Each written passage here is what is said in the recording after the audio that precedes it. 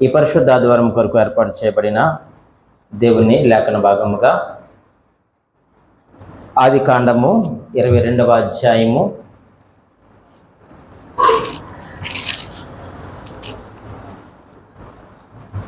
మొదటి నుండి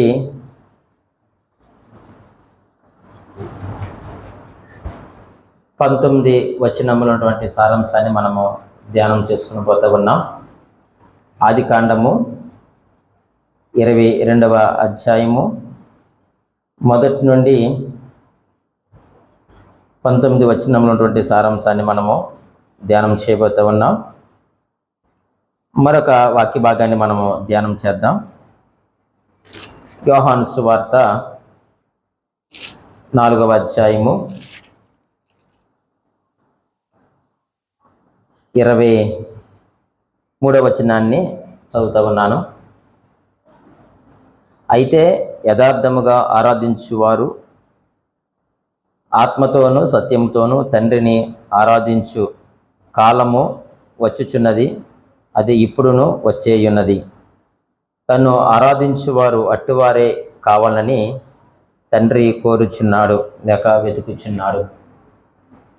దేవుడు తన పరిశుద్ధ వాక్యము మన వెనుకడిలో దీవించును గాక. ఆమేన్. ప్రభునందు ప్రియమైన దేవుని సంగమా, దేవునిని ఆరాధించుట అనే అంశాన్ని మనము ధ్యానం చేస్తూ ఉన్నాం. గడిచిన వారము మనము ఎన్నో విషయాలు నేర్చుకున్నాం. అయితే తండ్రి యొక్క వెతుకులాట, కుమారుని యొక్క వెతుకులాట కూడా మనము తెలుసుకున్నాం. కుమారుడు ఎందుకు వెతుకుతున్నాడు, ఎవరి కొరకు వెతుకుతున్నాడు, ఎవరిని వెతుకుతున్నాడు అని అంటే, నశించిన దానిని వెతుకు రక్షించడానికి ఆయన ఈ లోకంలోనికి వచ్చాడు అని మనము నేర్చుకున్నాం. ఆయనకు మనం దొరికాం. మనము పాపులుగా ఆయనకు దొరికినప్పుడు ఆయన మనలను ఏం చేస్తున్నాడు అని అంటే, మనల్ని మన యొక్క పాపము నుంచి విడుదల కలిగచేసి మనల్ని క్షమించి మనల్ని నీతిమంతులుగా తీర్చాడు. ఆయన వచ్చిన పని అయిపోయింది. అయితే తండ్రి యొక్క వెతుకులాట ఏమిటయ్యా అనంటే, ఆయనను ఆత్మతోనూ సత్యముతోనూ ఆరాధించేవారు కావాలి, అటువంటి వారిగా ఉండాలి అని దేవుడు వెతుకుతూ ఉన్నాడు. అయితే కుమారుడికి దొరికినటువంటి నీవు నేను తండ్రికి మనము దొరికినామా అన్నదే ఈరోజు మన యొక్క ప్రశ్న. అందుకని గడిచిన వారములో మనము ఏది ఆరాధన అని 4 విషయాలు మనము నేర్చుకున్నాం. అయితే ప్రియమైన దేవుని సంగమా, ఈ దినము మరి దేవుణ్ణి ఆరాధించిన వారిలో అబ్రహాము గారు కూడా ఒకరు. చాలామంది పరిశుద్ధ గ్రంథములో దేవుని ఆరాధించారు, కానీ ఈయన చేసిన ఆరాధన చాలా అద్భుతమైనటువంటి ఆరాధన. ఆ విషయం మనం అందరము కూడా ఎరిగి ఉన్నవారము. అయితే ప్రియమైన దేవుని సంగమా, అబ్రహాము గారిలో ఉన్నటువంటి కొన్ని ఆరాధన అనుభవాలు ఈ 22వ అధ్యాయం ద్వారా మనము నేర్చుకొని పోతూ ఉన్నాం. మరి అంతకుముందు ఎవరు బైబిల్లో ఆరాధన చేయలేదా అంటే, నోవాహు దేవుణ్ణి ఆరాధన చేశాడు. కానీ ఇక్కడ మనం ఆలోచన చేస్తూ ఉన్నప్పుడు ఈ యొక్క ఆరాధనలో ఎన్నో క్రియలు మన కంటికి కనిపిస్తూ ఉంటున్నాయి. దావీదు ఆరాధన మనం ఇందాక చూసాం, నోవాహు ఆరాధన మనం ఎరుగుదుము. కానీ ఇప్పుడు అబ్రహాము గారినటువంటి ఆరాధన మనము ఆలోచన చేస్తే, ఆయన యొక్క ఆరాధన అంతటిలో కూడా ఎన్నో గొప్ప విషయాలు పరిశుద్ధాత్మ దేవుడు మన ముందు పొందుపరిచి ఉంచాడు.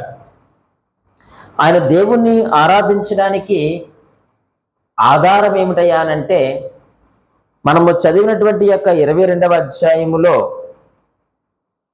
ఆలోచన చేస్తే ఆయన తాజా ప్రత్యక్షతలు పొందుకున్న వ్యక్తి. ఏ ప్రత్యక్షతలండి? తాజా ప్రత్యక్షతలు.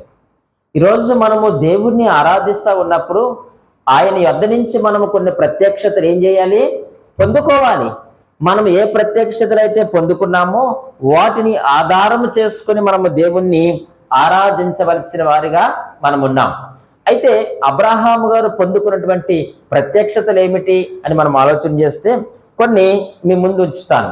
అబ్రహాము గారికి దేవుడు ఏ విధముగా ప్రత్యక్షమయ్యాడో పరిశుద్ధ గ్రంథంలో మనం ఆలోచన చేస్తే మనకు అర్థమవుతుంది ఏమిటంటే దేవుడు ఇచ్చిన ప్రత్యక్షతనివ్వకుండా ఆయన ఎప్పుడైతే ప్రత్యక్షమయ్యారో అప్పుడు ప్రతిదీ కూడా అది తాజా ప్రత్యక్షతలు అన్న విషయం మనకు అర్థమవుతుంది. చూడండి, అపోస్తుల కార్యములు 7వ అధ్యాయము 2వ వచన ప్రకారముగా మనం ఆలోచన చేస్తూ ఉంటే అక్కడ స్టెఫెను గారు ప్రసంగం చేస్తూ ఏమంటాడు అంటే, మహిమగల దేవుడిగా ఆయన ప్రత్యక్షమయ్యాడు అన్న విషయాన్ని అక్కడ మనము చూడగలుగుతా ఉన్నాం. అంటే ఇక్కడ అబ్రహాం గారి యొక్క ఆరాధనలో ఉన్నటువంటి అనుభవం ఏమిటయ్యానంటే, ఆయన ప్రత్యక్షతలు పొందుకొని ఆరాధించాడు. ఆయన ప్రత్యక్షతలు ఎలాంటివి అంటే తాజా ప్రత్యక్షతలు. అందులో మొట్టమొదటి ప్రత్యక్షత ఎలాగూ దేవుడు ఆయనకి ప్రత్యక్షమయ్యాడు అని అంటే మహిమ కలిగిన దేవుడిగా అబ్రహాం గారికి ఏమైనట ప్రత్యక్షమైనాడట. తన యొక్క మహిమను కనపరచడానికి, తన యొక్క మహిమను చూపించడానికి అబ్రహాం గారికి దేవుడు ప్రత్యక్షమయ్యాడు అని స్టెఫెను గారు తన యొక్క ప్రసంగంలో తెలియజేస్తూ ఉన్నారు. నిజమే ప్రియమైన దేవుని సంగమా, ఈ రోజు మనం ఏ దేవుణ్ణి అయితే మనం ఆరాధన చేస్తున్నామో ఆయన మహిమ కలిగినటువంటి దేవుడు. ఆయన ఆకాశమందే కాదు భూమి మీద కూడా ఆయన మహిమ కలిగినటువంటి దేవుడు. ఆ మహిమ కలిగిన దేవుడుగా తన్ను తాను అబ్రహాం గారికి ఏం చేశాడు చెప్పండి, ప్రత్యక్షపరుచుకున్నాడు. రెండవదిగా మనం ఆలోచన చేస్తే 12వ అధ్యాయము 7వ వచనములో మనం ఆలోచన చేస్తే మాట్లాడే దేవుడిగా ఆయన తన్ను తానే ఏం చేశాడు చెప్పండి, ప్రత్యక్షపరుచుకున్నాడు. చూడండి 7వ వచనములో, యెహోవా అబ్రహామునకు ప్రత్యక్షమయ్యి నీ సంతానమునకు ఈ దేశం ఇచ్చేదనని చెప్పగా అతడు తనకు ప్రత్యక్షమైన యెహోవాకు ఒక బలిపీఠమును కట్టెను అనేటువంటి మాటను మనం చూస్తున్నాం. అంటే దేవుడు అబ్రహాం గారితో ఏం చేశాడు, మాట్లాడాడు. అబ్రహాం గారికి ఎలా ప్రత్యక్షమయ్యాడండి, మాట్లాడే దేవుడిగా ప్రత్యక్షమయ్యాడు. నేను మాట్లాడలేని వాడిని కాదు, నేను మాట్లాడే దేవుణ్ణి. అందుకే నీ సంతానమునకు ఈ దేశం ఇచ్చేదనని చెప్పగా, అంటే దేవుడు అబ్రహాం గారితో మాట్లాడాడు. ఇక మనం ఆలోచన చేస్తే మాట్లాడే దేవుడిగా ఆయన ఏం చేశాడట, ప్రత్యక్షమయ్యాడు. అంతకుముందు ఆయన మహిమ కలిగిన దేవుడిగా ప్రత్యక్షమయ్యాడు. మరలా అదే 12వ అధ్యాయము 8వ వచనములో మనం చూస్తే ప్రియమైన వారులారా, అక్కడి నుండి అతడు బయలుదేరి బేతేలుకు తూర్పునున్న కొండకు చేరి పడమటనున్న బేతేలునకు తూర్పునున్న హాయికిని మధ్యన గుడారము వేసి అక్కడ యెహోవాకు బలిపీఠము కట్టి యెహోవా నామమున ప్రార్థన చేసెను. ఈ వచనం మనకి ఏం నేర్పిస్తుందయ్యా అంటే ఆయన ప్రార్థన మనవులో ఆలకించేటువంటి దేవుడు. ఆయన మహిమగల దేవుడిగా ప్రత్యక్షమయ్యాడు, మాట్లాడే దేవుడిగా ప్రత్యక్షమయ్యాడు, అలాగే మనవులు ఆలోచించేటువంటి దేవుడిగా కూడా ఆయన ప్రత్యక్షమైనట్లుగా మనం చూస్తున్నాం ప్రియమైన వాళ్ళారా. అలాగే 4వదిగా మనం ఆలోచన చేస్తే ఆయన సర్వోన్నతుడైన దేవుడిగా ప్రత్యక్షమయ్యాడు. 14వ అధ్యాయములో 18, 19 వచనములో మనం చూస్తే, మరియు షాలేము రాజైన మెల్కీసెదెకు రొట్టెను ద్రాక్షారసమును తీసుకుని వచ్చెను, అతడు సర్వోన్నతుడగు దేవునికి యాజకుడు. ఇక్కడ ఈ తాజా ప్రత్యక్షతను మనం చూస్తే ప్రియమైన వాళ్ళారా, ఆయన సర్వోన్నతుడైనటువంటి దేవుడు. ఆయనకు అసాధ్యమైనది ఏదీ లేదు. ఆయన సర్వశక్తి కలిగినటువంటి దేవుడు. మహిమ కలిగిన దేవుడే కాదు, మాట్లాడే దేవుడే కాదు, మనవులు ఆలకించే దేవుడే కాదు, ఆయన సర్వోన్నతుడైనటువంటి దేవుడిగా తన్ను తాను ప్రత్యక్షపరుచుకున్నాడు. మరొక 5వ ప్రత్యక్షతను మనం ఆలోచన చేస్తే ఆ 15వ అధ్యాయము 1వ వచనములో మనం చూస్తాము. ఇవి జరిగిన తర్వాత యెహోవా వాక్యము అబ్రామునకు దర్శనమందు వచ్చి అన్నాడు. ఇక్కడ మనం 5వదిగా మనం చూస్తే వాక్య ప్రత్యక్షత. ఏ ప్రత్యక్షత అండి? వాక్య ప్రత్యక్షత. చూడండి, పొందుకున్నటువంటి ప్రత్యక్షతను పొందుకొనకుండా తాజా ప్రత్యక్షతను పొందుకొని దేవుని ఆరాధించిన వ్యక్తిగా అబ్రహాం గారు మనకు కనిపిస్తా ఉన్నారు.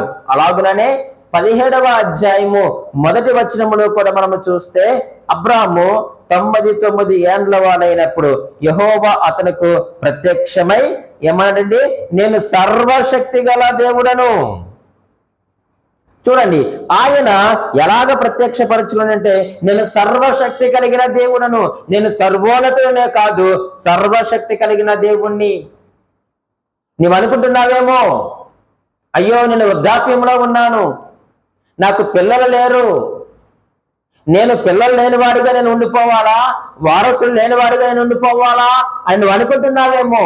కానీ నేను సర్వశక్తి కలిగిన దేవుడను, నాకు అసాధ్యమైనది ఏదీ లేదు. ఎందుకనంటే తనకున్న వృద్ధాప్యాన్ని బట్టి, తన భార్య పరిస్థితులను బట్టి అబ్రహాము దిగులుగా ఉండి ఉంటాడు. అయితే దేవుడు తన యొక్క ప్రత్యక్షతను ఇచ్చాడు. అయ్యా నువ్వు భయపడకు, దిగులు పడకు, నేను సర్వశక్తి కలిగిన దేవుణ్ణి అన్నాడు. అలాగే ఆదికాండము 18వ అధ్యాయము 19వ అధ్యాయము ప్రకారముగా మనం ఆలోచన చేస్తే, ఆయన తీర్పు తీర్చే దేవుడిగా ప్రత్యక్షమయ్యాడు. ఆ యొక్క సొదొమ గొమొర్రాల విషయంలో నేను వాటిని నాశనం చేస్తాను, నేను వాటిని లేకుండా నేను చేస్తాను అని అబ్రహాము గారితో మాట్లాడుతుండగా అక్కడ మనకి ఏమర్థమవుతుందయ్యా అంటే, నేను తీర్పు తీర్చేటువంటి దేవుణ్ణి, నేను న్యాయాధిపతిని అని దేవుడు తన్ను తానుగా ప్రత్యక్షపరుచుకున్నాడు. ఇప్పుడు మనము చదివినటువంటి ఈ యొక్క 22వ అధ్యాయం ప్రకారముగా ఆయన ఎలాగూ ప్రత్యక్షపరుచుకున్నాడనంటే, నిన్ను పరిశోధించే దేవునిగా ప్రత్యక్షపరుచుకున్నాడండి. అర్థమైందండి? చూడండి, అబ్రహాం గారు పొందుకున్నటువంటి ప్రత్యక్షతలు ఎక్కడన్నా పొందుకున్నారా? లేదండి. ప్రతిదీ కూడా తాజా ప్రత్యక్షతలే. మహిమగల దేవుడు, మాట్లాడే దేవుడు, ప్రార్థన మనవులు ఆలకించే దేవుడు, సర్వోన్నతమైనటువంటి దేవుడు, వాక్యమైనటువంటి దేవుడు, సర్వశక్తి కలిగిన దేవుడు, తీర్పు తీర్చేటువంటి దేవుడు 22వ అధ్యాయములో పరిశోధించేటువంటి దేవునిగా తన్ను తాను ఏం చేసుకున్నాడు చెప్పండి? ప్రత్యక్షపరుచుకున్నాడు. ఈ యొక్క ప్రత్యక్షతలు మనం కలిగి ఉండాలి. వాక్య ప్రత్యక్షత, నీ వాక్యము చదువుచుండగా వాక్య ప్రత్యక్షతను దేవుడు నీకు ఇస్తాడు. ఏదైనా పాట పాడుతుండగా ఆ పాట ద్వారా దేవుడు నీకు చక్కని ప్రత్యక్షతనిస్తాడు. సేవకులు వాక్యము ప్రకటిస్తుండగా ఆ యొక్క వాక్యము ద్వారా దేవుడు మంచి ప్రత్యక్షత నీకు ఇస్తాడు. ఈ ప్రత్యక్షతలన్నీ పట్టుకొని నువ్వు దేవుణ్ణి ఏం చేయాలి చెప్పండి? ఏం చేయాలి? ఆరాధన చెయ్యాలి. ఆరాధన చెయ్యాలి. ప్రత్యక్షత లేని ఆరాధన అది విగ్రహారాధనే. ప్రత్యక్షత లేని ఆరాధన విగ్రహారాధనే. నువ్వు ఎలాగ ఆరాధిస్తున్నావు? దేన్ని ఆధారం చేసుకుని దేవుని ఆరాధించగలుగుతున్నావు? అబ్రహాము ఆరాధన, దావీదు గారి యొక్క ఆరాధన, నోవహు గారి యొక్క ఆరాధన మనం చూస్తే ప్రియమైన వాళ్ళారా, వారు ఆరాధించడానికి ఎన్నో ఆధారాలు కనిపిస్తున్నాయి. మరి ఈ రోజు ఇక్కడ కూర్చున్న మనము మరి దేవుణ్ణి ఆరాధించడానికి ఏంటి నీకు ఆధారం? మరి అబ్రహాము గారి వలె తాజా ప్రత్యక్షతలు మనం పొందుకున్నామా? పొందుకోవాలి ప్రియమైన వాళ్ళారా. నీవు దేవుని యొక్క వాక్యము చదువుచుండగా ఎన్నో ప్రత్యక్షతలు నీకు అనుగ్రహిస్తాడు. వాటిని ఆధారము చేసుకొని దేవుని నువ్వేం చేయాలి? ఆరాధన చెయ్యాలి. అబ్రహాము గారి ఆరాధనలో మొట్టమొదటి అనుభవం ఏమిటయ్యా అంటే, తాజా ప్రత్యక్షతలు పొందుకొని దేవుణ్ణి ఆరాధన చేశాడు. అయితే 22వ అధ్యాయము 3వ వచనాన్ని మనం చదువుదాం. తెల్లవారినప్పుడు చాలండి, రాత్రి దేవుడు అబ్రహాం గారితో మాట్లాడాడు కదండి, అంతే కదా. 3వ వచనం ప్రకారముగా మనం ఆలోచన చేస్తే తెల్లవారినప్పుడు అన్నాడంటే దేవుడు ఎప్పుడు మాట్లాడాడు అబ్రహాం గారితో? రాత్రి మాట్లాడాడు. మాట్లాడిన వెంటనే ఈయన తెల్లవారినప్పుడు అబ్రహాము లేచి, ఈ లేచి అనేటువంటి మాట మనకు ఏమి నేర్పిస్తున్నాయా అంటే తక్షణమే చూపు విధేయత. ఆయన ఆరాధనలో 2వ లక్షణం ఏమిటంటే విధేయతను కనపరిచాడు. కానీ రోజు మనము దేవుణ్ణి ఆరాధించడానికి మన విధేయతను చూపిస్తున్నామా? రాత్రి దేవుడు మాట్లాడితే తెల్లవారినప్పుడు అబ్రహాము గారు లేచారట. ఈరోజు నీవైనా నేనైనా తక్షణమే దేవునికి విధేయతను కనపరచాలి. నిజమే, మనం మొక్కుబల్లో మొక్కుకుంటాం, ప్రభువాడు నాకు ఇది చేస్తే అది చేస్తానంటావు. నిజమే, మరి దేవుడు చేసిన వెంటనే మరి నువ్వు దేవునికి విధేయతను కనపరిచి నీవు చెల్లించాలనుకున్న మొక్కుబళ్ళు చెల్లించగలుగుతున్నావా? నీవు చేయదగిన ఆరాధన దేవునికి చేయగలుగుతున్నావా? నువ్వు పెట్టవలసినటువంటి మొర నువ్వు పెట్టగలుగుతున్నావా? అయిపోయిందిలే, అమ్మయ్య చేసేసేలే, ఇంకా హ్యాపీలే, ఏ బాధ లేదనుకుని మనం ఏం చేస్తున్నామంటే దేవుడు చేసినటువంటి యొక్క ఉపకారములను మనము మర్చిపోతున్నాం. నిర్లక్ష్యముగా మనం బ్రతుకుతున్నాం. మరలా బాధ, కష్టం, శ్రమ, ఇబ్బంది, ఇవన్నీ వ్యాధి వచ్చినప్పుడు అయ్యో ప్రభువా అని మరలా మనం దేవుని దగ్గరికి వస్తున్నాం. ఆయన కనికర సంపన్నుడు కాబట్టి, సర్వశక్తి కలిగిన దేవుడు కాబట్టి నీ మొరను ఆలకించి వెంటనే ఆయన మనకు మరలా సమాధానం అనుగ్రహిస్తున్నాడు, మరలా మేలు చేస్తున్నాడు. మేలు పొందుకొని మనం ఏం చేస్తున్నాం చెప్పండి? దేవుని మనం మర్చిపోతున్నాం. ప్రియ దేవుని సంగమా, ఆలస్యముగా చూపే విధేయత అది అవిధేయతే. ఏంటండి? ఆలస్యముగా చూపే విధేయత అది అవిధేయతే. ఎవరికైనా ఏదైనా పని చెప్పిన వెంటనే చేస్తారనుకోండి, ఏమంటాం చెప్పండి మనం? ఆ అబ్బాయి చాలా మంచోడండి అంటాం. మనం చెప్పి చెప్పి చెప్పి చెప్పి ఒక గంట తర్వాత చేశాడనుకోండి, వాడు వెలుపొంది తర్వాత అమ్మో ఇది అలాగున్నాడండి, మాట అండి అసలు, లేకపోతే ఆ అమ్మ మాట విందండి. అంటే ఆలస్యముగా చూపించేటువంటి విధేయత అదేంటట? అవిధేయత. దేవుడు రాత్రి అబ్రహాము గారితో మాట్లాడగా ఆయన తెల్లవారుగానే లేచి, అంటే తక్షణమే చూపించేటువంటి విధేయత. ఈరోజు నువ్వు దేవుణ్ణి ఆరాధించేటప్పుడు విధేయత లేకుండా నువ్వు దేవుణ్ణి ఆరాధించకూడదు. చూడండి, మనము హెబ్రీయులకు రాసిన పత్రికలో మనం ఎరుగుతాము 5వ అధ్యాయం 8వ వచనం ప్రకారముగా, ఆయన కుమారుడైండి తాను పొందిన శ్రమల వలన విధేయతను నేర్చుకున్నాడు. ఆయన విధేయత నేర్చుకున్నాడు. ఎలా నేర్చుకున్నాడు? తాను పొందిన శ్రమల వల్ల విధేయత నేర్చుకున్నాడట. మరి ఈ రోజు దేవుడు నీకు చేసిన మేలు బట్టి నువ్వెందుకు విధేయత నేర్చుకోలేకపోతున్నావు? అంటే నీకు కూడా శ్రమలు కావాలా? శ్రమలు వస్తేనే విధేయత నేర్చుకుంటావా నీవు? అలా కాదే. నీవు దేవుడు నీకు మేలు చేసినప్పుడు నీ విధేయతను నువ్వు కనపరచాలి. కానీ మనం ఎప్పుడు విధేయతను చూపిస్తామంటే, దేవుడు మన యొక్క ప్రేమను చూపిస్తున్నాడు చూపిస్తున్నాడు చూపిస్తున్నాడు, తన కనికరమును తన జాలిని కూడా చూపిస్తా ఉన్నాడు, కానీ మనం ఆయన మాట వినమానికి మన విధేయతను మనము కనపరచం. కానీ ఎప్పుడు మనం విధేయతను కనపరుస్తాం, ఎప్పుడు మనం లొంగుతామయ్యా అని అంటే, ఆ దెబ్బ ఏదో పడాలి మన వీపు మీద. ఆ దెబ్బ పడితేనే గాని, ఆ తట్టు వస్తేనే గాని మనము దేవునికి విధేయతను కనపరచం. పిల్లలు, ఇక్కడ మనం ఆలోచన చేస్తే ప్రియమైన వాళ్ళారా, మొదటిగా ఆయన తాజా ప్రత్యక్షతను పొందుకొని దేవుని ఆరాధన చేశాడు. రెండవదిగా మనం ఆలోచన చేస్తే తక్షణమే విధేయతను కనపరిచి దేవునికి ఆరాధన చేశాడు. అందుకే అపోస్తలుడైన పౌలు గారు ఫిలిప్పీ సంఘానికి రాస్తూ ఆ యొక్క పత్రికలో 2వ అధ్యాయము 8వ వచనంలో ఆయన ఏమంటాడో చూడండి.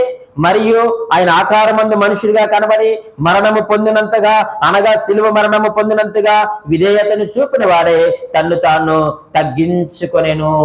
యేసుక్రీస్తు వారు మనకు మాదిరి విధేయతలో.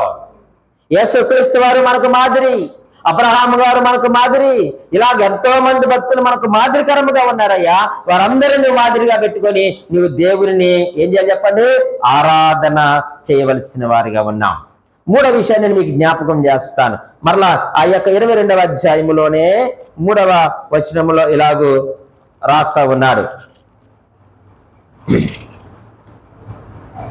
తెల్లవారినప్పుడు అబ్రహాము లేచి తన గాడిదకు గంత కట్టి తన పనివారులు ఇద్దరిని తన కుమారుడు ఇస్సాకును వెంట పెట్టుకుని దహన బలి కొరకు కట్టెలు చీల్చి లేచి దేవుడు తనతో చెప్పిన చోటికి వెళ్ళెను. ఇక్కడ మూడవది మనం ఆలోచన చేస్తే ప్రియమైన వారులారా, అబ్రహాం గారు దేవుణ్ణి ఆరాధించుటలో ఉన్నటువంటి మరొక అనుభవం ఏమిటంటే తన్ను తాను సిద్ధపరుచుకున్నాడు. తన్ను తాను ఏం చేశాడు చెప్పండి? సిద్ధపరుచుకున్నాడు. మీకు ఒక మాట జ్ఞాపకం చేస్తాను. ఇంచుమించుగా ఆయన దగ్గర పనివారు ఎంతమంది ఉన్నారంటే 300 మంది పైబడి ఉన్నారు. అవునా కదండి? అవునా కదండి? ఉన్నారు కదా. మరి అబ్రహాం గారు లేచి ఏమని చెప్పాలా? బాబు నువ్వు వెళ్ళి గాడిదని రెడీ చేయి, బాబు నువ్వు వెళ్ళి దానికి గంత కట్టు, నువ్వు వెళ్ళి దానికి కట్లు కట్టు, లేకపోతే ఆ కర్రలు నువ్వు చీల్చని చెప్పచ్చు. కానీ అబ్రహాం గారు వారు ఎవ్వరికి కూడా పనులు అప్పగించలేదు. తన్ను తాను సిద్ధపరుచుకున్నాడు దేవునికి. దేవుణ్ణి ఆరాధించడానికి మనము సిద్ధపాటు మనము కలిగి ఉండాలి. ప్రియమైన దేవుని సంగమా, నేను ఒక ప్రశ్న మిమ్మల్ని అడగమంటారా? ఆదివారం ఆరాధనకి వెళ్ళాలి అని అంటే శనివారం మన ప్లానింగ్ ఏంటి చెప్పండి? ఏ ప్లానింగ్ ఉండదు. ఏది నీ సిద్ధపాటు? నీ వస్త్రాల్లో సిద్ధపాటు ఉందా? నువ్వు తెచ్చే అర్పణలో సిద్ధపాటు ఉందా? అరే రేపు ఆదివారం ఉదయం 9 గంటలకే మనం ఆరాధనకి వెళ్ళాలి అని నువ్వు శనివారం నాడే బీరువాడ నుంచి నీ జత బట్టలు బయట పెట్టుకుంటావా? నీ చీర బయట పెట్టుకుంటావా? నీ అర్పణ సిద్ధం చేసుకుంటావా? శనివారమే చెప్పండి మందిరానికి వస్తావు. ఏది సిద్ధపాటు నీలో? కానీ అబ్రహాం గారు అలా చేయలేదండి. తన్ను తాను ఆయన ఏం చేశాడు చెప్పండి? సిద్ధపరుచుకున్నాడండి. ఆ గాడిదకు గంత కట్టాడు. ఆయన స్వయంగా వెళ్ళి గాడిదకు గంత కట్టాడు. ఆ కట్టెలు ఆయనే సిద్ధపరుచుకున్నాడు. ఎంతమంది లేరంటే తన కుటుంబంలో పనిచేయడానికి 300 మంది పైబడి ఉండగా తనే ఎందుకు చేయాలనంటే నా దేవుడు నాకు చెప్పాడు, నేను సిద్ధపాటు కలిగి ఉండాలి, నేను విధేయతను కనపరచాలి, నేను దేవుణ్ణి ఆరాధించాలనేటువంటి ఒక దృఢ నిశ్చయముతో తన్ను తాను ఆయన ఏం చేశారు చెప్పండి, సిద్ధపరుచుకున్నాడు. ఈరోజు సిద్ధపాటు ఉండాలి దేవుణ్ణి ఆరాధించడానికి. అప్పటికప్పటికి వచ్చి నామకార్థంగా ఆదివారం రావాలి కాబట్టి రావడం, రాకపోతే వచ్చే ఆదివారం అడుగుతారేమో, అయితే విజిటింగ్లు అడుగుతారనేటువంటి కాదు. మరి ఆదివారం ఉదయం 9 గంటలకు ఆరాధన అంటే నువ్వు మంచాల మీద నువ్వు దిగలేవా? లేక దేవుని ఆరాధించాలంటే భయం లేదా, భక్తి లేదా, ఉద్దేశం లేదా? లేక దేవుడు చేసిన మేలును మర్చిపోయావా? నీవు దేవునికి టైం పెడతావు, దేవునికి నువ్వు అవకాశం ఇస్తావు. జాగ్రత్త ప్రియమైన దేవుని సంగమా. కానీ అబ్రహాము గారు తన్ను తాను సిద్ధపరచుకున్నట్లుగా మనము చూడగలుగుతున్నాం. తాజా ప్రత్యక్షతలు పొందుకున్నాడు, రెండవదిగా తక్షణమే విధేయతని చూపించాడు, మూడవదిగా తన్ను తాను సిద్ధపరచుకున్నాడు. 5వ వచనాన్ని మనము ఆలోచన చేస్తే ప్రియమైన వారులారా, ఈ చక్కని మాట తన పని వారితో అంటున్నాడు, మీరు గాడిదతో ఎక్కడనే ఉండండి, నేనును ఈ చిన్నవాడును అక్కడికి వెళ్ళి దేవునికి మ్రొక్కి మరలా మీ యొద్దకు వచ్చేదమని. ఆ వచ్చేదమనే మాట మీరు అండర్లైన్ చేసుకుంటే చాలా అద్భుతంగా ఉంటుందని ప్రియమైన వాళ్ళరా చెప్పి అన్నాడు. ఇప్పుడు 4వదిగా మనం ఆలోచన చేస్తే తన్ను తాను ప్రత్యేకపరుచుకున్నాడు. దేవుని యొద్ద నుంచి నీకు ఆశీర్వాదము కావాలి అనంటే, దేవుడు నిన్ను దీవించాలి అనంటే, దేవుని హెచ్చించాలి అనంటే, దేవుని గణపరచాలి అనంటే నీవు ప్రత్యేకపరచుకోనకుండా దేవుడు నీకు ఆశీర్వాదాలు ఎవరో, నేను ఈ లోకంలోనే ఉంటానండి, ఈ లోకంలోనే బ్రతుకుతానండి, ఈ పాప పనులు చేస్తానండి, నాకు నచ్చినట్లనే బ్రతుకుతానండి అంటే దేవుని ఆశీర్వదించడు. దేవుని యొక్క ఆశీర్వాదం నీకు కావాలి అనంటే నిన్ను నీవే ప్రత్యేకపరుచుకోవాలి, నీవు వేరు చేయబడాలి. వేరు చేయబడకపోతే ఆశీర్వాదం లేదు. మీరు ఆదికాండం 1వ అధ్యాయం మీరు చదవండి ప్రియమైన వాళ్ళరా. దేవుడు కలగజేసిన వాటన్నిటిని ఏం చేశారు? తర్వాత వేరు చేసి ఆశీర్వదించాడు, వేరు చేసి దీవించాడు. ఈరోజు నీవు దేవుని యొద్ద నుంచి నీవు దీవెనలు ఆశీర్వాదములు పొందుకోవాలి అంటే నీవు ఖచ్చితంగా ఏం చేయబడాలి? వేరు చేయబడాలి. తన్ను తాను సిద్ధపరచుకున్నటువంటి అబ్రహాము మొదట తన భార్యతో ఏం చేసుకున్నాడు చెప్పండి? ప్రత్యేకపరుచుకున్నాడు. శారమ్మ గారిని తీసుకొచ్చారా కూడాను? ఏమా మాట్లాడరే? శారా గారు కూడా వచ్చారా? రాలేదు. మొదట తన భార్యతో ప్రత్యేకపరుచుకున్నాడు. ఆ యొక్క మోరియా స్థలం దగ్గరికి వచ్చిన తర్వాత అన్నాడు పనివారితో, అయ్యా మీరు గాడిద ఇక్కడే ఉండండి. తన ఇంటి వారితో ప్రత్యేకపరుచుకున్నాడు. అక్కడికి వచ్చిన తర్వాత తన పరివారముతో ఆయన ప్రత్యేకపరుచుకున్నాడు. అది చాలా స్పష్టంగా అక్కడ మనకు కనబడతా ఉంది. ఎందుకు ప్రత్యేకపరుచుకున్నాడనంటే ఆత్మ సంబంధి చేసేటువంటి పనులు శరీర సంబంధికి అర్థం కాదు. అందుకే మీరు ఎక్కడ ఉండండి రా బాబు, ఆ గాడిదకి గంత ఆయన కట్టుకొని ఆ యొక్క కర్రలు కూడా ఆయన చీల్చుకొని అన్ని ఆయన ఎందుకు చేసుకున్నంటే ఆత్మ సంబంధమైన వారు చేసేటువంటి పనులు శరీర సంబంధులకి అర్థం కాదు, వారికి తెలియదు. కాబట్టి అబ్రహాం గారు ఏం చేశాడు అంటే వారితో ఏం చేశాడు చెప్పండి? ప్రత్యేకపరుచుకున్నాడు. ఈరోజు దేవుని మందిరానికి వస్తున్నటువంటి ప్రియ సహోదరుడా సహోదరి, ఈ లోకముతో నువ్వు ప్రత్యేకపరుచుకున్నావా? శరీర సంబంధులతో నువ్వు ప్రత్యేకపరుచుకున్నావా? నీవు వారితో ప్రత్యేకపరుచుకోకపోతే ప్రియమైన దేవుని సంగమా, నీవు దేవుని ఆత్మతోనూ సత్యముతోనూ ఆరాధించలేవు. అంటారు ఎందుకు? ఎండ ఎక్కువగా ఉంది కదా, చల్లబడ్డాకు వచ్చేవారు వెళ్ళిగలే. శరీర సంబంధులు మాట్లాడేటువంటి మాటలు. ఒకవేళ నువ్వు కానుక అర్పులు చేస్తున్నావు అనుకో, ఎందుకు అంత ఇచ్చేస్తున్నావు? పాస్టర్ గారిని మేపుతున్నావా? పెద్దలు మేపుతున్నావా? ఎవరు ఈ మాటలు మాట్లాడేది? శరీర సంబంధులు మాట్లాడే. అందుకే వారితో మీరు కలిసి ఉండొద్దు, వదిలేయండి. నీ కుటుంబ విషయంలో గాని సంఘ విషయంలో గాని శరీర సంబంధులతో నువ్వు స్నేహం చేస్తే మొదటికే ముప్పు వస్తుంది. నేను ఆధ్యాత్మిక వెనక్కి లాగేస్తారు. నీ కుటుంబాన్ని ఎక్కడో అధాపాతాలలోకి దొక్కేస్తారు. ప్రియమైన దేవుని సంగమా, శరీర సంబంధులతో. శరీర సంబంధులు అంటే దేవుని మందిరానికి వచ్చే వారిలో కూడా ఉంటారండి శరీర సంబంధులు. 2 పనుల మీద కాలేసి బ్రతికేటువంటి వారు ఉంటారు. ఇటు దేవుళ్ళలోనే ఉంటారు, ఇటు లోకంలో ఉంటారు. అటువంటి వారి మాటలు వినొద్దు. నీ కుటుంబ విషయంలో గాని నీ సంఘ విషయంలో గాని శరీర సంబంధుల మాటలు వింటే నేను దేవునికి దూరం అయిపోతాము. అందుకే అబ్రహాం గారు ఏం చేశారంటే తన భార్యతో ప్రత్యేకపరుచుకున్నాడు, తన పరివారముతో కూడా ఆయన ఏం చేశాడు చెప్పండి? ప్రత్యేకపరుచుకున్నాడు. ఈరోజు నువ్వు దేవుని సన్నిధికి అలా రాకపోతే నువ్వు చేసే ఆరాధన దేవుని దగ్గరికి చేరదు, నువ్వు అర్పించే అర్పణ దేవునికి అది ఇష్టమైనది కూడా కాదు. నీ హృదయాన్ని ఆయన ఇష్టపడ్డావు, ఎందుకంటే శరీర సంబంధమైన హృదయము అది దేవునికి అసహ్యమైనది. అబ్రహాం గారి యొక్క ఆరాధన అనుభవాల్లో మొదటిది తాజా ప్రత్యక్షతలు, రెండవది ఏంటి చెప్పండి, తక్షణమే చూపించిన విధేయత, మూడవది తను తాను సిద్ధపరచుకోవడము, నాలుగవది తను తాను ప్రత్యేక పరుచుకున్నాడు. ఐదవది మీకు జ్ఞాపకం చేస్తాను. మరలా 22వ అధ్యాయములో 4వ వచనములో మాటను చూద్దాం. 3వ నాడు అబ్రహాము కన్నులెత్తి దూరము నుండి చూసి 7వ వచనం చదువుదాం. ఇస్సాకు తన తండ్రి అయిన అబ్రహాముతో నా తండ్రి అని పిలిచెను.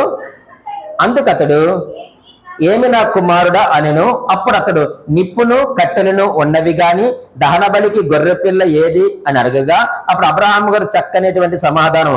అబ్రహాం అంటున్నాడు, నా కుమారుడా దేవుడే దహన బలికి గొర్రె పిల్లను చూచుకున్నని చెప్పాను. 5వ అనుభవం ఏమిటయ్యారంటే తన విశ్వాసాన్ని ప్రదర్శిస్తా ఉన్నాడు. ఏం చేస్తున్నాడు చెప్పండి, తన యొక్క విశ్వాసాన్ని ప్రదర్శిస్తున్నాడు. ఆరాధనలో యొక్క అనుభవం మనకు ఉండాలి. ఏమిటి ఆయన ప్రదర్శించేటువంటి అనుభవము అని అంటే, ఆయన ఇందాక అంటున్నాడు మేము వెళ్ళి కదండి. 5వ వచనంలో మనం చూద్దాం. తన పనివారంతో ఏమనంటే మీరు గాడితో ఎక్కడ ఉండండి, నేనును చిన్నవాడిని అక్కడికి వెళ్ళి తర్వాత దేవునికి మొక్కి తర్వాత మాట్లాడండి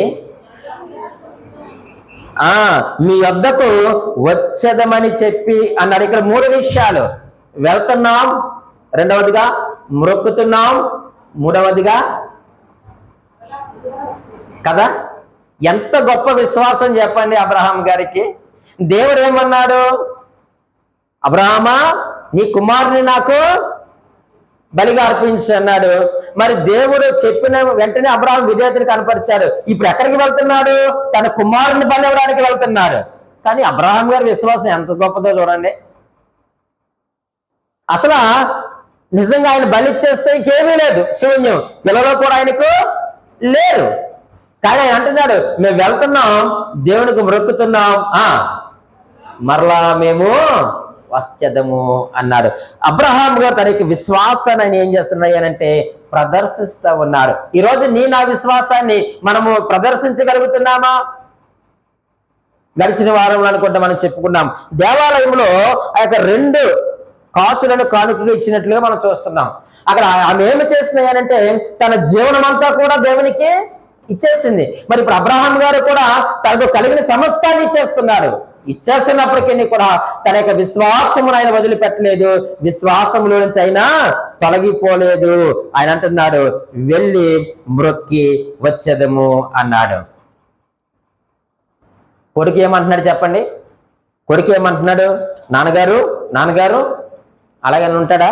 నాన్నగారు మనము పలానా చోటుకి వెళ్తున్నాం కదా బలి అర్పించడానికి, ఏమున్నాయి, కట్టెలు ఉన్నాయి, మైనే మోస్తున్నాడు, ఇంకా నిప్పు ఉంది, మరి గొర్రె పిల్ల ఎక్కడా? సరే కత్తి ఉంది, గొర్రె పిల్ల ఎక్కడా? కర్రలు ఉన్నాయి, నిప్పు ఉంది, వధించడానికి కత్తి కూడా ఉంది, మరి గొర్రె పిల్ల ఎక్కడా తండ్రి అంటున్నాడు. అప్పుడు తండ్రి సమాధానం చూడండి, యెహోవా చూసుకుంటాడు. అరే ఇమ్మంది నిన్నేరా, ఇమ్మంది ఎవరిని? ఇస్సాకునే కదా బలి ఇమ్మంది. ఈయన చెప్పడం ఈయన అడగడం ఎంత అద్భుతమండి. తండ్రి కొడుకుల బంధం, దేవునికి మహిమ కలుగును గాక. ఎంత గొప్ప అనుబంధం చూడండి. తండ్రి కట్టెలు ఉన్నాయి, నిప్పు ఉంది, కత్తి ఉంది, అన్నీ ఉన్నాయి, కానీ వధించడానికి గొర్రెపిల్లేదు నాయన అంటే ఆయన ఎక్కడ కూడా తొనకకుండా అంటున్నాడు యెహోవా చూసుకుంటాడు పద నాయన. అందుకే విశ్వాసాన్ని ప్రదర్శించండి. మీరు ఎక్కడే ఉండండి, మేము వెళ్తాం, మొక్కుతాం, తిరిగి మరలా మేమిద్దరము కూడా వస్తాం. ఈరోజు క్రైస్తవ విశ్వాస జీవితంలో ఈ యొక్క విశ్వాసాన్ని మనం ప్రదర్శించకపోతే దేవుడికి నువ్వు ఆరాధన చేస్తున్నట్లు ఎలా నమ్ముతాం? దేవుడు ఎలా నమ్ముతాడు నువ్వు ఆరాధన చేస్తున్నావని?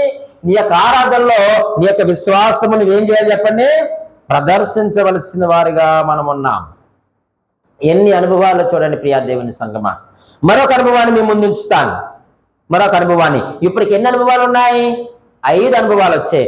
మొదటి అనుభవము తాజా ప్రత్యక్షతలు, రెండవ అనుభవము తక్షణమే చూపించిన విధేయత, మూడవ అనుభవము తాను సిద్ధపరుచుకున్నాడు తను తాను, నాలుగవదిగా తను తాను ప్రత్యేకపరుచుకున్నాడు, ఐదవది తన యొక్క విశ్వాసాన్ని ప్రదర్శిస్తా ఉన్నాడు, ఆరవదిగా మనం ఆలోచన చేస్తే 2వ వచనాన్ని మనం చదువుదాం. అప్పుడు ఆయన నీకు ఒక్కడైనా నీ కుమారుని అనగా నీవు ప్రేమించు ఇస్సాకును తీసుకొని అక్కడ నేను నీతో చెప్పబోవు పర్వతంలో ఒక దాని మీద దహన బలిగా అతన్ని అర్పించమని చెప్పాను. చాలండి. 6వదిగా ఏమిటో చెప్పమంటారు? ఆయన అనుభవము తన ప్రవర్తనలో మార్పు తెచ్చుకున్నాడండి అబ్రహాం గారు. దేవుడు అన్నాడు, నీకు ఒక్కడైనా నీ కుమారుని అనగా నీవు ప్రేమించు ఇస్సాకును అన్నాడు. అదేంటి ప్రభు అంత మాట అనేసావు? నేను నిన్ను కదా నేను ప్రేమిస్తుంది, నా కుమారుని ప్రేమిస్తున్నాను అంటవేటి నువ్వు? నేను నీ వాక్యాన్ని కదా ప్రభు నేను ప్రేమిస్తున్నాను, ఏంటి నా కుమారుని ప్రేమిస్తున్నాను అంటున్నావేటి నువ్వు? నాకు అసలు ఈ మాట నచ్చలేదు ప్రభువా. ఎంత గొప్ప అనుభవం చూడండి. నేను నిన్ను కదా ప్రేమిస్తున్నాను, ఇన్ని సంవత్సరాలు ఎప్పుడైనా నిన్ను తృణీకరించానా? నేను నీ మాట ఎప్పుడు నేను కాదన్నానా? నాకు ఎంత ఆస్తి ఉన్నప్పటికీ, నీ పిల్లలు లేనప్పటికీ, నువ్వు నా తల్లిదండ్రుల దేశాన్ని వారిని విడిచిపెట్టి రమ్మన్నప్పటికీ ఎప్పుడు నేను రానన్న మాట అన్నానా ప్రభువా? ఇదేంటి ఎంత మాట అనేసాను పుసుక్కి నువ్వు ప్రేమించుతున్న ఇస్సాకును అంటావేంటి ప్రభువా? నేను నిన్ను కదా నేను ప్రేమిస్తున్నాను, నీ వాక్యాన్ని కదా నేను ప్రేమిస్తున్నాను అంటూ ఆ మాట మనసులో ఉండగానే గాడిద గంత కడుతూ ఏమని అంటాడు చెప్పండి? ప్రభువా చూసావా, నువ్వేమో ఇస్సాకుని ప్రేమిస్తున్నాను అన్నావు, కానీ నేను నిన్ను ప్రేమిస్తున్నాను చూడు, గాడిద గంత కడుతున్నా. ప్రభువా కట్లు చీలుస్తా అన్నాడు, చూసావా నా కుమారుని ఆ బలిపీఠ మీద పెట్టి దహన బలిగా అర్పించడానికి కట్లు నరుగుతున్నాను, నువ్వేమో నీ కుమారుని ప్రేమిస్తున్నాను అంటున్నావు. నేను నిన్ను ప్రేమిస్తున్నానా నా కుమారుని ప్రేమిస్తున్నాను చూడు ప్రభువా. 9వ వచనాన్ని కూడా చదవండి.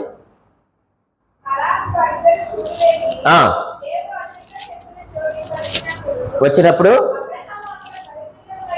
బలిపీఠంలో కట్టుతా అంటున్నాడు. ప్రభువా చూసావా, నువ్వు అంటున్నావు నీవేమో నీ కుమారుని ప్రేమిస్తున్నావు, నువ్వు నాతో అంటున్నావు, కానీ నా కుమారుని బలి అర్పించడానికి నేను ఏం కడతాను ఇక్కడ? ఆ బలిపీఠంలో కట్టి చూడండి, ఆ యొక్క కట్టెలు చక్కగా పేరుస్తున్నాడు. పేరుస్తే ఏమంటున్నాడు తెలుసా? ప్రభువా నువ్వేమో ఏమంటున్నావు తెలుసా? ఇస్సాకుని ప్రేమిస్తున్నావు అంటున్నావు, కానీ నేను నిన్నే ప్రేమిస్తున్నానయ్యా అని ఆ కట్టెలు పేరుస్తున్నాడండి. ఎంత దుఃఖం రావాలి, ఎంత ఏర్పు రావాలి అసలు ఆయనకి విశ్వాసము భద్రైపోవాలి. కానీ ఆయన అంటున్నాడు ఆ బలిపీఠం సరి చేస్తూ, చూసావా ప్రభువా నిన్నే ప్రేమిస్తున్నాను, కట్టెలు పేరుస్తా అంటున్నాడు, నేను నిన్నే ప్రేమిస్తున్నాను అన్నాడా? బంధిస్తూ కూడా అంటున్నాడు, ప్రభువా చూసావా నా కుమారుడిని నేను బంధిస్తున్నాను, ఆ కుమారుడు కాళ్ళు చేతులు నేను కట్టేస్తున్నాను. ఎందుకు కడుతున్నాను? నీకు బలి ఇవ్వడానికే కదా, మరేంటి నా కుమారుని ప్రేమిస్తున్నాను అంటున్నావు నువ్వు? సంభాషణ ఇలా జరిగి ఉంటుందండి అక్కడ దేవునితో అబ్రహాం గారికి. తర్వాత ఉంచాను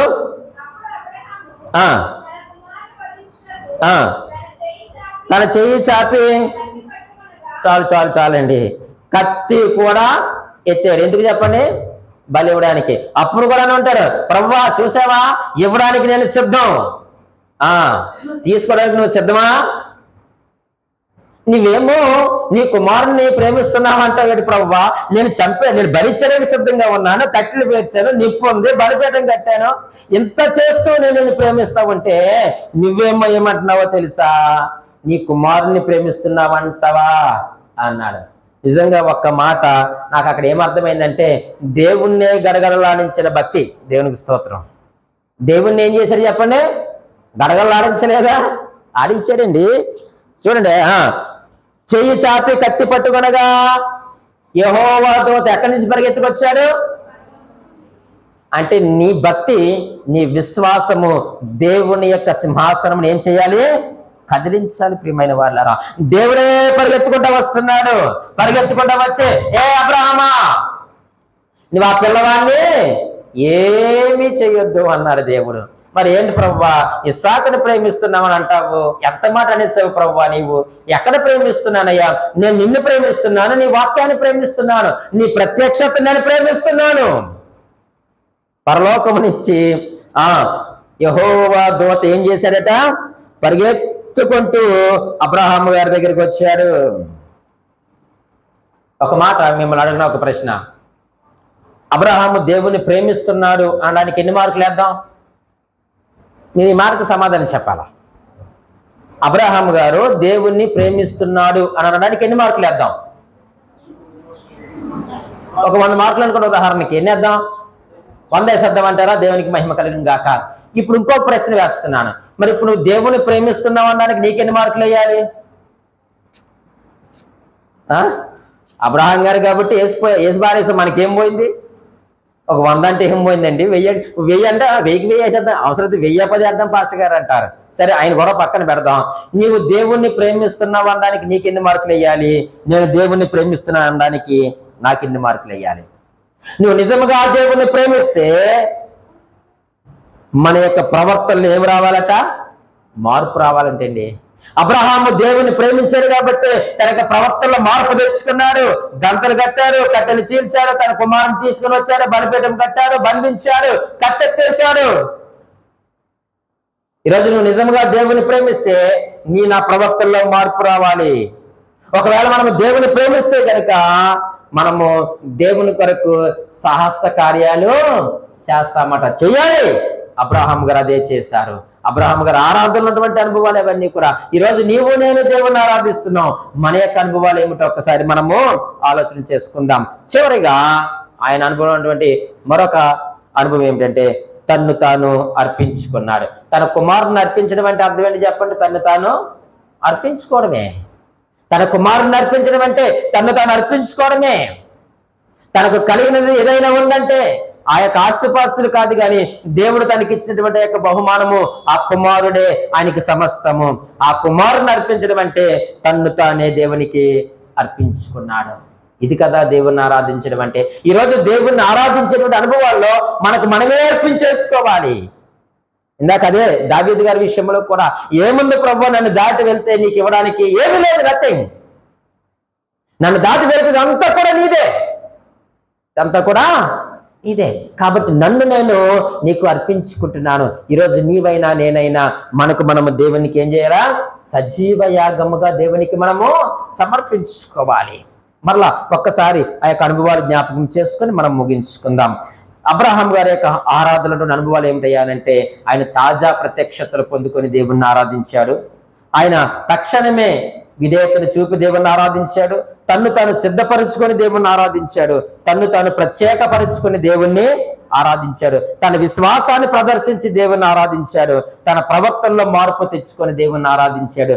తన్ను తాను సమర్పించుకుని అర్పించుకొని దేవుణ్ణి ఆరాధన చేశాడు. ఈరోజు దేవుణ్ణి ఆరాధించడానికి వచ్చినటువంటి మనము ఎలాగో దేవుణ్ణి ఆరాధించగలుగుతున్నాం? ఒకసారి మనం ఆలోచన చేద్దాం. దేవుడి మాటలు దీవించి ఆశీర్వదించును గాక. ఆమేన్.